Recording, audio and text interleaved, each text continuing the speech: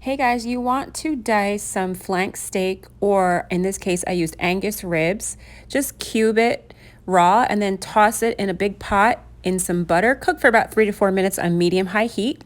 Then in a bowl, separate bowl, as you can see, I added half a cup of chicken broth. You're supposed to use beef broth, but I didn't have any. Half a cup of coconut aminos. I use that in lieu of soy sauce. A little bit of garlic powder, 3 tablespoons of honey, and some salt to taste. Mix it up really, really well. And as the cubed steak is cooking in the pot, pour that sauce mixture in there. Cook it until the beef is cooked a little bit more. And then I did put a lid on it just to cook it a little bit faster. And voila.